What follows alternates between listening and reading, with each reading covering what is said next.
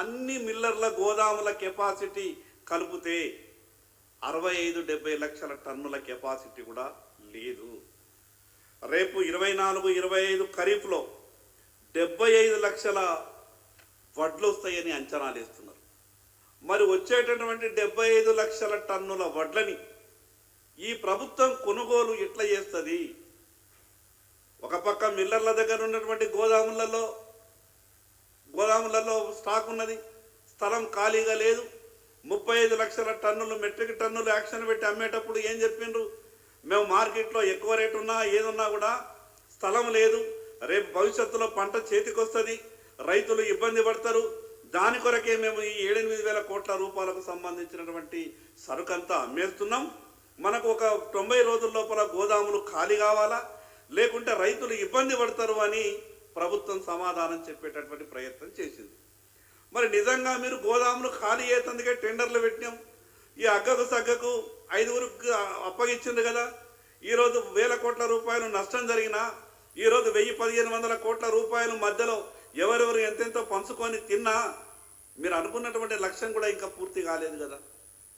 ఇది కేవలం మీకు ముడిపడినటువంటి అంశం కాదు, రేపు రైతులందరికీ సంబంధించినటువంటి సమస్య. రాష్ట్ర శాసనసభలో ప్రభుత్వం గొప్పగా చెప్పింది, ఈ ప్రభుత్వంలో ఉన్నటువంటి కార్పొరేషన్లన్నీ ఇన్ని 1000 కోట్ల రూపాయల అప్పులలో కూరుకుపోయినాయి, ఇన్ని 1000 కోట్ల రూపాయలు నష్టాలు వచ్చినాయి, ఇదంతా కూడా ఇబ్బందికరమైనటువంటి పరిస్థితి ఉన్నది అని శాసనసభలో ప్రభుత్వం వాదించింది.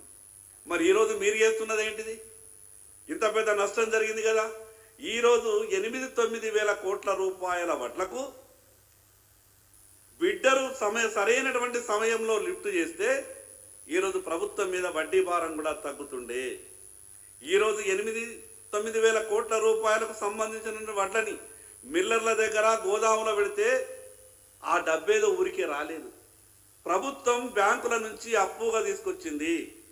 54-55 వేల కోట్లు ఈరోజు సివిల్ సప్లై కార్పొరేషన్కు ఉన్నటువంటి అప్పుకు దాదాపు 3,500 నుంచి 4,000 కోట్ల రూపాయలు ప్రభుత్వం సంవత్సరానికి వడ్డీ కడుతున్నది. ఈ రకంగా ప్రభుత్వ అసమర్థత, సరైన రీతిలో మేనేజ్మెంట్ చేయని కారణంగా 1000 కోట్ల రూపాయలు అప్పులు కట్టుకుంటా పోతే ఈ రాష్ట్ర ఆర్థిక పరిస్థితి ఏం కావాలా? ఇప్పుడు 54-55 వేల కోట్లు ఉన్నాయి. ఈ రకంగానే పరిస్థితికి కొనసాగితే ఈ కాంగ్రెస్ ప్రభుత్వం 5 ఏళ్ళు పూర్తి చేసుకోకముందే కేవలం సివిల్ సప్లై కార్పొరేషనే 1,00,000 కోట్ల అప్పుకు చేరుతుందని మాకు అనుమానం వస్తూ ఉన్నది. అదేవిధంగా గత టీఆర్ఎస్ ప్రభుత్వం కూడా వాళ్ళు చేసినటువంటి వ్యవహారాలనే వీళ్ళు కంటిన్యూ చేస్తూ ఉన్నారు. ఎంత గొప్పగా పరిపాలించింది గతంలో టీఆర్ఎస్ ప్రభుత్వం 10 సంవత్సరాలనంటే 10 లక్షల రూపాయల ఏదన్నా పని టెండర్ పెడితే దానికి ఈఎండి కావాలా, బ్యాంకు గ్యారంటీ కావాలా? ప్రభుత్వం ప్రతి సంవత్సరం 10-12 వేల కోట్ల రూపాయలు వడ్లు కొని మిల్లర్ల దగ్గర పెట్టినప్పుడు, ఉదాహరణకు ఒక మిల్లర్ దగ్గర 50 కోట్ల రూపాయలు విలువ గల వడ్లు ప్రభుత్వం కొని మిల్లర్కు అప్పగించింది. కానీ 50 కోట్ల సరుకు తీసుకున్నటువంటి మిల్లు విలువ కేవలం 3 కోట్లు మాత్రమే ఉంటుంది. 50 కోట్లకు ఒక్క నయా పైసా గ్యారంటీ లేకుండా, నయా పైసా ఈఎండి లేకుండా, ఎటువంటి పూచీకత్తు లేకుండా 3 కోట్ల విలువ గల మిల్లర్కు 50 కోట్ల రూపాయల వడ్లు అప్పగించిండ్రు. ఈరోజు ఎంత ఘోరమైనటువంటి పరిస్థితి ఉన్నదనంటే ఎవరి పేరు మీద లైసెన్స్ ఉన్నదో తెలియదు. లైసెన్స్ ఉన్నటువంటి వ్యక్తి ఈరోజు కూలీల పేరు మీద, కొందరు దాని వెనుక బడాబాబులు ఉన్నారు, కొందరు స్మగ్లర్లు ఉన్నారు, కూలీల పేరు మీద, గుమస్తాల పేరు మీద ఈరోజు రైస్ మిల్లు లైసెన్సులు తీసుకొని ఈరోజు 10 కోట్ల రూపాయల విలువ గల ప్రభుత్వం దగ్గర ఉన్నటువంటి వడ్లని వాళ్ళు తీసుకున్నారు. ఇంత గందరగోళమైనటువంటి పరిస్థితులలో ప్రభుత్వ పాలసీ ఉంటుందా? కొత్తగా వచ్చినటువంటి ప్రభుత్వం పాలసీ మీద స్టడీ చేయాలి.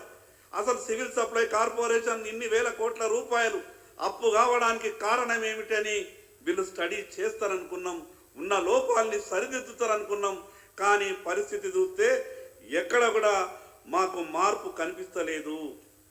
మేము అందుకే ఈ ప్రభుత్వాన్ని డిమాండ్ చేస్తూ ఉన్నాం. ఆ టన్నుకు 2,227 రూపాయలు ఎవరి ఖాతాల్లోకి జమైనాయి. 90 రోజులు సమయం ఇచ్చిండ్రు 35 లక్షల వడ్లు లిఫ్ట్ చేయడానికి. అదనంగా 90 రోజులు మళ్ళీ పెంచిండ్రు. ఇప్పటి వరకు బిడ్డర్ల మీద నయా పైసా పెనాల్టీ వేయలేదు. ఆ బిడ్డర్ల మీద ఉన్నటువంటి మీకు ప్రేమ ఎందుకున్నది? వాళ్ళకు ఉన్నటువంటి ఈఎండిని మీరు ఎందుకు ఫోర్ఫిట్ చేస్తలేరు? ఈరోజు ఫిజికల్గా లిఫ్ట్ అయితే లేవు వడ్లు, కేవలం కాగితం మీదనే వ్యవహారం నడుస్తూ ఉన్నది. ఈరోజు కొందరు మిల్లర్లు మొత్తుకుంటున్నారు.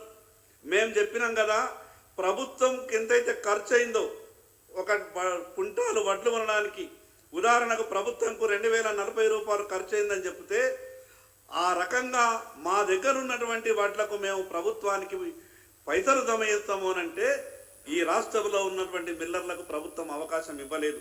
టెండర్లో కండిషన్లు కూడా ఎట్లా పెట్టిండ్రు? వాళ్ళు అనుకున్నటువంటి వ్యక్తులు మాత్రమే కండిషన్లో పార్టిసిపేట్ అయ్యే విధంగా 1000 కోట్ల రూపాయల టర్న్ ఓవర్ ఉండాలని పెట్టిండ్రు.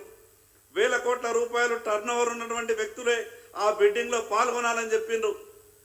దానిలో ఉన్నటువంటి మతలబ్ ఏంది అని అంటే, ఎక్కువ మంది టెండర్లలో పాల్గొంటే మేనేజ్ చేయడం కష్టమవుతుందన్న ఆలోచనతోని కేవలం ఒక 5గురికి మాత్రమే ఈ రాష్ట్రంలో ఉన్నటువంటి 35 లక్షల టన్నులు వడ్లని ఈ ప్రభుత్వం అప్పగించేటటువంటి ప్రయత్నం చేసింది.